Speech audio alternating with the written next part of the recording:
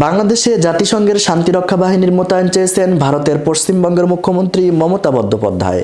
সেই সঙ্গে বাংলাদেশে সংখ্যালঘুদের নিরাপত্তা নিশ্চিতে ভারতের প্রধানমন্ত্রী নরেন্দ্র মোদীর ব্যক্তিগত হস্তক্ষেপের দাবি করেছেন তিনি। খবর এনডিপির প্রতিবেদনে বলা হয়েছে, সোমবার 2রা ডিসেম্বর বিধানসভার শীতকালীন অধিবেশনে যোগ দিয়ে মমতা কেন্দ্রীয় সরকারকে জাতিসংঘের সঙ্গে কথা বলার আহ্বান জানান এবং মমতা আরও বলেন, বাংলাদেশ নিয়ে সংসদে বিবৃতি দেন প্রধানমন্ত্রী। যদি তার কোনো অসুবিধা থাকে তবে পররাষ্ট্রমন্ত্রী বিবৃতি দেখ।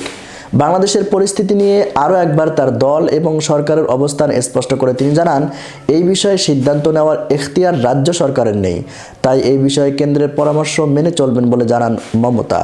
বাংলাদেশে ভারতীয়রাও আক্রান্ত হলে তার সরকার তা সহ্য করবে না বলেও জানিয়েছেন তিনি। মমতা আরও বলেন, যদি বাংলাদেশে ভারতীয়রা আক্রান্ত হন তবে আমরা তা সহ্য করব না, আমরা তাদের সেখান থেকে ফিরিয়ে আনতে পারি।